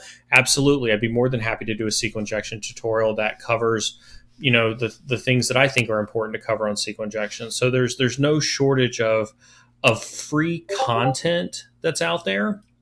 I wouldn't call it a course. Although if you were to focus on, say, the OWASP top 10, let's say that you had a love of web vulnerabilities and web application penetration testing, you could go find probably a YouTube course out there for every single one of the OWASP top 10, right? And so in theory, you could actually, through piecemealing videos together on YouTube, could actually put together an entire OWASP top 10 tutorial for yourself just by watching YouTube videos. From beginner to advanced, this is hard to quantify what is beginner and what's advanced for a lot of people. So I'd caution using the terms of beginner to advanced, but you are absolutely not going to receive a certification for absolutely free. We're a capitalist economy across the entire world. Nobody's going to give a certification away for free. And besides, if you do, you really have to think about that. If a certification is free, that would devalue the certification, and most organizations wouldn't recognize it anyway.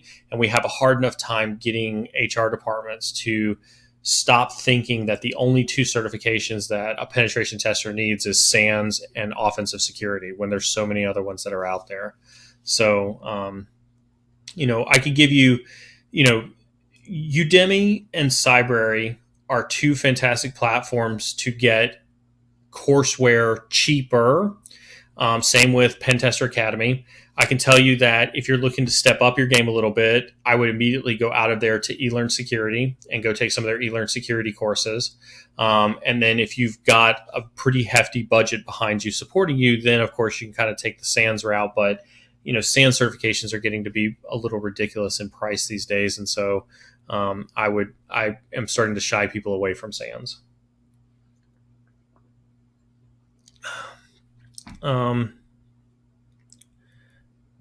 So I got a question in stream. Question in chat says, how many hours should I give to cybersecurity every day? Oh gosh. I think the trick there is your use of the word should. And I've said this on streams in the past. I've got no problem sharing, what I do for cybersecurity, because I'm not a model cybersecurity citizen. I'm very much on the extreme, and so I'll be more than happy to share my, kind of what it is that I do, every day. But understand that I acknowledge that I'm an extreme case, and I don't have a healthy work-life balance, and so don't necessarily follow my example. But I have Twitter, and I have tons of cybersecurity, companies, people everywhere else, that I follow all the time. And so it's like, wake up in the morning and I'm checking cybersecurity news, and during my morning routine, and I kid you not, like taking the dog out for a walk, right? I'm like checking cybersecurity news. I'll come down here and I'll sit down at work and I'll work, my day job, for throughout the day. But as I get breaks in between that day job, or, even if I'm on a call that's really boring or something like that, and I got no problem admitting that on stream, right? I've got some news up that I'm looking. I'm either perusing through Reddit, or I'm perusing through Twitter, or I'm just kind of checking, dark reading or something like that. If it's a day where I'm streaming, I'm definitely making sure that I'm up to breast on the latest and greatest cybersecurity news to bring that relevance to you guys here on the stream, because I want to make sure that you guys are getting it as well. But even outside of that, I want to make sure that I'm up to date on the latest vulnerabilities. I make sure that I'm up to date on, the latest attackers that are attacking, things, places, people, organizations that are out there, the latest CTPs. I'm constantly checking, our red team security and our blue team security to kind of always see what that balance is between red teamers discovering new techniques and blue teamers trying to defend against those techniques. And so that constant reading goes on throughout the day. If there's something that's interesting me, let's say that there's, a couple weeks ago, they released the proof of concept for the SegRed vulnerability, right? For the DNS vulnerability. I'll go to YouTube and try to look and see if there are people who are, posting up how they did it, how they found that buffer overflow, how they find the exact exploit condition to do, just because I'm curious and I want to know. About the only time that I probably don't explicitly watch or take in anything that's cybersecurity related is literally right before I go to sleep at night, right before I log off for the evening. And that's because if I don't do that, then I'll literally I feel like I think about it all the time. So, it's not exactly 24/7 by me. It definitely feels like it's 24/7. And so we're very, very much, constantly consuming that. And I'll tell you that for me, even though I consume that much of it, I still feel like I can't consume enough. That there's still more stuff out there.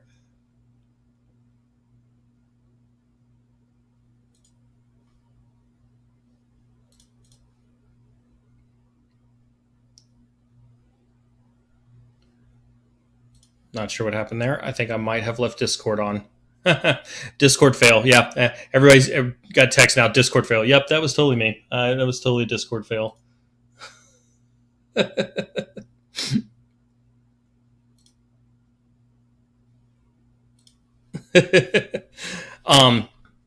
Apologize for the Discord fail. There's going to be a lot of editing on these videos today.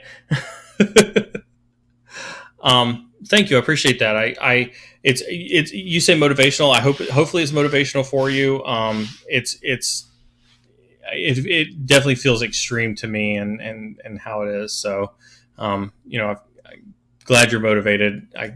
Hopefully that's helpful. Let's move on to the next one.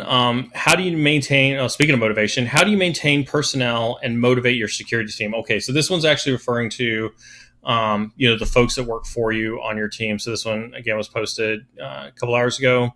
Over the years, I've seen a lot of problems in our industry when it comes to hiring, training, motivating staff, and what is expected in terms of compensation.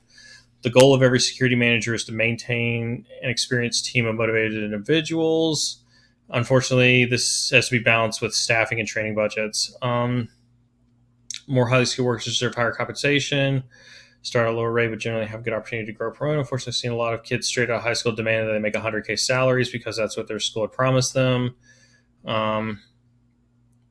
Curious, how have you seen companies manage balancing the budget with the low level of experience that's brought on board? Were they leveraging in-house or on-the-job training, or do they use a third party? How do they keep personnel engaged and motivated? So I want to answer these questions, but I want to hit on this right here because this hits home for me.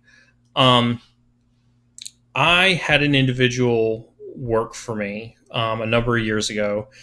He had only been out of college for I think 1 or 2 years, where he was doing a very low level analyst job, and he had come to me as a recommendation, and I had interviewed him, and he actually was a very, very brilliant individual, but he had no experience whatsoever. I brought him into the organization, and for a little less than 2 years, we literally gave him a ton of opportunities. And the opportunities that we gave him were things like, traveling the world to, do various types of technical assessments, seeing various parts of the business. We gave him fun and exciting and edgy things that he wanted to do. We gave him tons of training. We sent him to tons of conferences. I almost say this, not, and I don't say this resentfully, right? But because, I mean, it was a pleasure to do this for him. But we tried our best, knowing that he was of a generation that, if we didn't continue to push ourselves as leaders, that we would lose him. And lo and behold, 18 months later, he comes to me and says that he's resigning because he was given an opportunity at another company to do basically exactly what he was doing for us, but for 30% more, and we would have to offer him 50% more to stay. And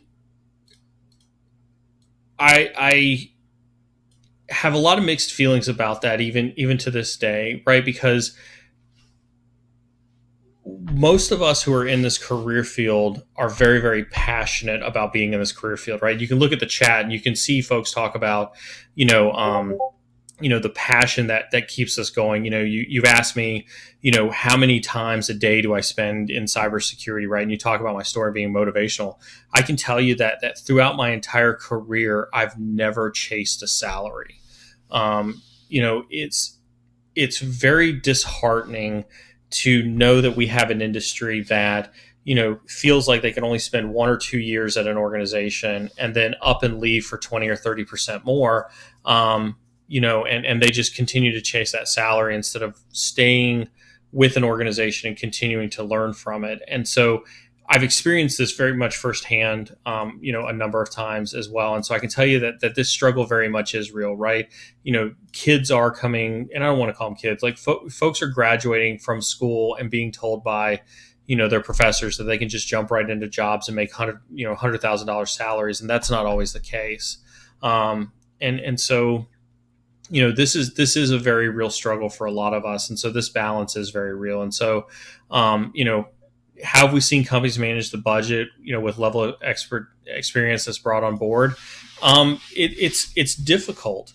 We've gone to where we focused really, really heavily in some companies that I've worked at, on focusing heavily on bringing, folks in at the intern level, at the college level, and trying to bring them along on that journey so that they can get a lot of that hands-on experience and a lot of that business knowledge, that does allow us to kind of push the edges on some of those intern type salaries that some interns end up making, just in it, traditionally prior to getting a lot of that hands-on knowledge. And so focusing really at that entry level position with those interns and with those folks coming right out of college to make sure that they're going to bring value to the business as much as possible day one. Now, I did also have this conversation with somebody else that I was mentoring, where there is no expectation that once you come out of college that you're going to know everything that you need to know to be beneficial to the organization. And so I think that's really that balance that I would push back onto folks who are graduating is, if you're going to ask for $100,000 a year salary, then the organization is going to expect that you know everything. And, if you're going to claim that you know everything, then when you don't after that 12 months, are you willing to take that sacrifice where you take a pay decrease, where you get fired, where you don't get a bonus or something like that because you didn't know the same thing that somebody who actually did, make $100,000 a year, are you on that same playing field? A lot of folks who are coming out of college don't understand the value of comparing themselves with their peers, who do have a considerable amount of experience, and teaching that to newcomers is very, very, very difficult. This one is focused on training. Were you leveraging in-house or on-the-job training, or did you use a third party or training track? Yes to all three. We used a ton of in-house training, a lot of OJT training. One of the things that I've done specifically in the past, right, is, I'll have an individual go take a SANS course. They'll go take the SANS course, pass that SANS course, and then bring them back into bring that SANS course once they get certified back into the organization, and then try to teach, again, not teach the SANS course from a cheating perspective or sharing of a content perspective, but more of a teach everything that you just learned to the folks inside of the organization. And then if they have an interest, then of course we would send them to a SANS class and, allow them to progress further. But we wanted to kind of teach that not just go out and learn, but bring that back into your organization so that you can then teach that back to the organization as well. And so I think that that's very helpful from an OJT perspective. Speaking of OJTs, if you heard the first half of the stream where we had Jeff on and we talked about tabletop exercises, I think tabletop exercises, red team exercises, and things like that are insanely beneficial from an OJT perspective. And I think that everybody should leverage those.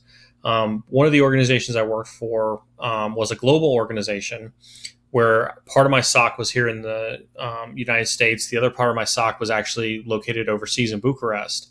And I would frequently pull my whole team from Bucharest to the States, or my whole team from the States over to Bucharest to do a lot of cross training between the two of them so that they could learn not just about different tactics and techniques from a security perspective, but also about different cultures and different mentalities on the way of looking at things. So I think you have to, it's almost status quo now that you have to look at everything at your disposal from a training perspective to make sure that you get the benefit out of it. How did you keep personnel engaged and motivated to continue learning or pursuing self-study?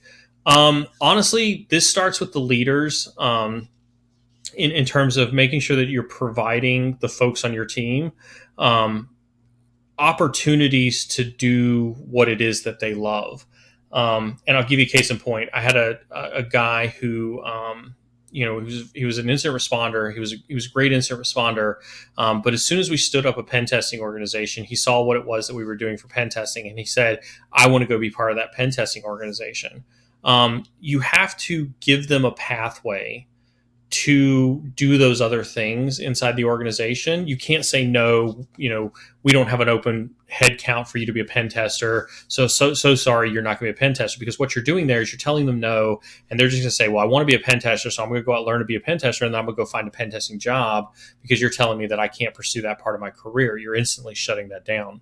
You as a leader have to give that individual that opportunity to go pursue that pen testing career, and work it out between you and the CISO, or you and the director, or you and whoever else is inside your organization, to make sure that you can create those avenues that if an incident responder wants to go be a pen tester, how do you make that happen?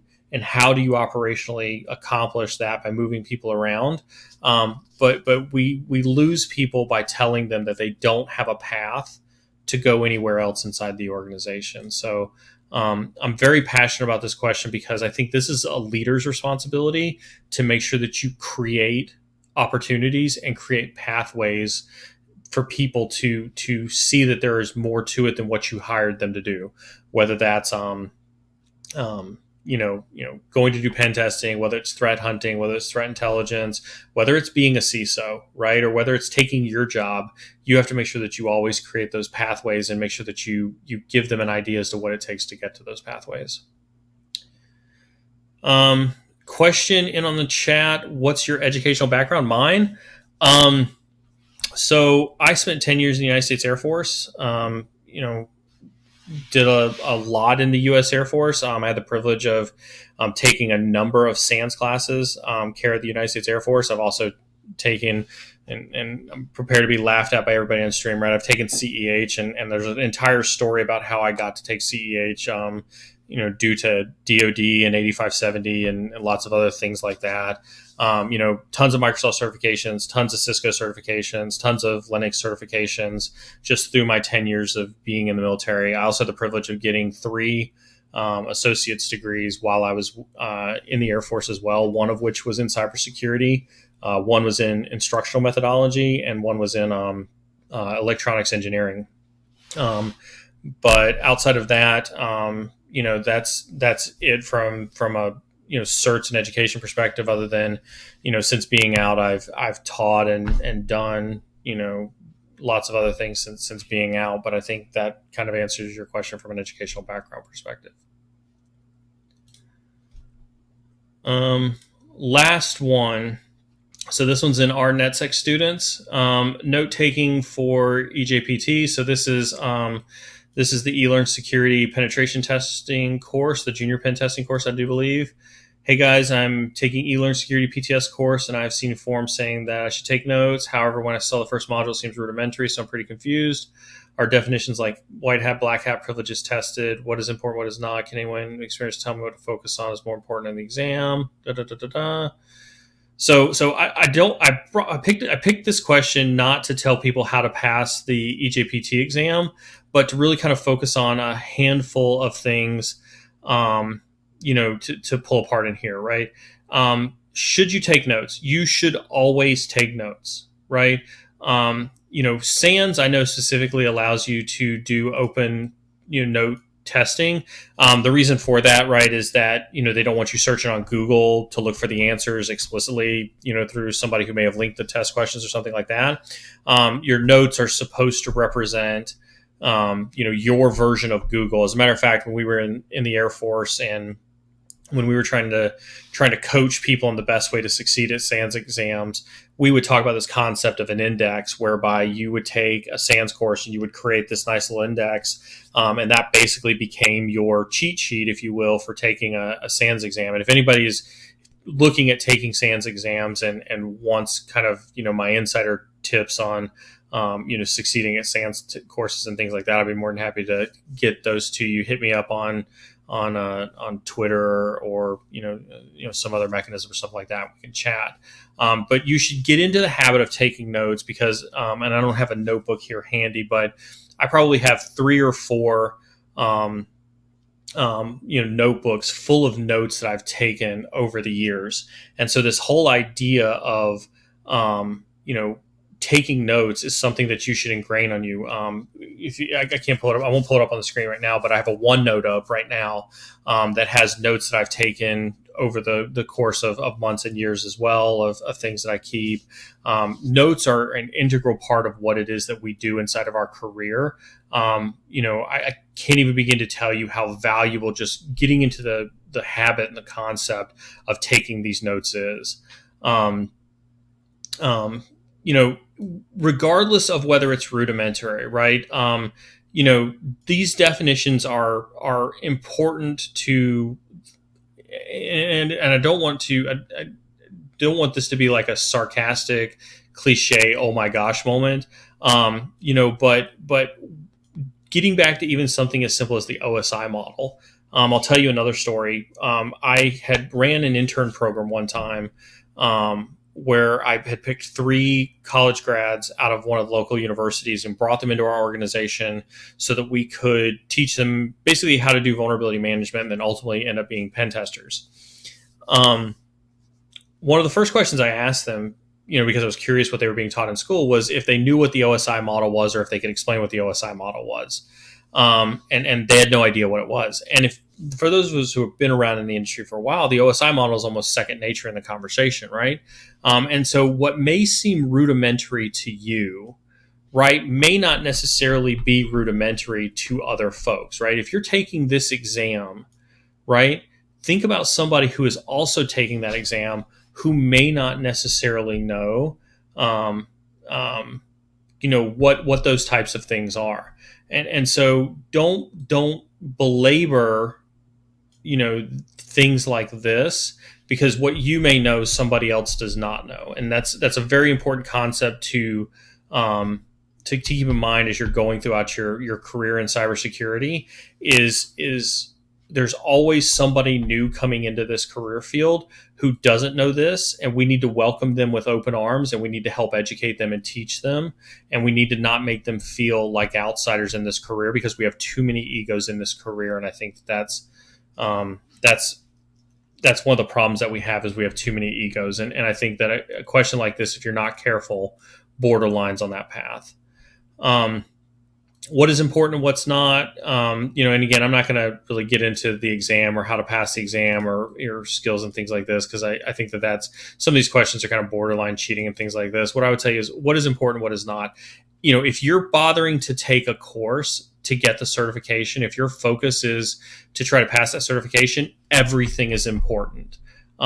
Everything is important about that. These people who build courses, whether it's eLearn Security, whether it's SANS, whether it's Cyber, Udemy, Pentester Academy, it doesn't matter. Insert course curriculum person here. They spend hours and hours and hours and hours, of their time developing this course content, and so everything in there is important. And so respecting that level of importance, and you paid for the course, you paid for the content, get as much out of it as it can. Don't just focus on passing the exam. This is what we talk about, right? Don't just focus on passing the exam. Focus on getting the knowledge out of it, and things like that. So I'll kind of leave it at that. This one's more just how do you approach learning in cybersecurity than it is anything else, and just make sure you check your ego at the door and remember to embrace everybody equally in this space. So into chat says, can you share those notebooks? No. Maybe I'll take a look at everything that's in them one day and publish a book or something like that. But no, there can't share those notebooks. Chat says, ego is one of the hurdles to learning. Absolutely, 100%. We have too much ego inside of cybersecurity as it is. The try harder mentality is a massive ego problem. This idea that because I did it the old way and I didn't have Google, everybody should do it the old way and not use Google, is things that are hurting our industry and hampering our industry very much. And so, we have to do away with a lot of those egos that are out there. So with that, I appreciate everybody on the stream tonight. Thank everybody for their attendance. I apologize for the audio issues that we had. My team and I will work diligently between now and the next stream to try to make sure that doesn't happen again. In the meantime, remember, as always, you can find us. You can find us on Twitch. Hit that follow button on Twitch.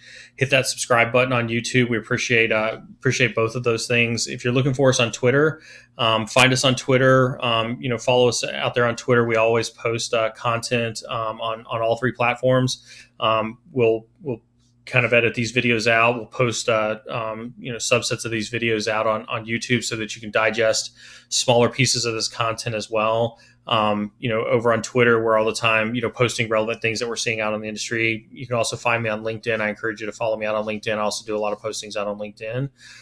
With that being said, don't forget on Wednesday, we've got a very exciting guest coming in on Wednesday. We've got the Senior Director of Intelligence Strategy for Anomaly coming in on Wednesday, and then we're going to do live streams of the HackerOne ActivityCon CTF later this week as well. So it's going to be tons of fun, lots of opportunity to sign in, get educated, learn about cybersecurity in the industry, and have some fun chats. But with that, everybody have a fantastic evening. We'll see y'all later this week.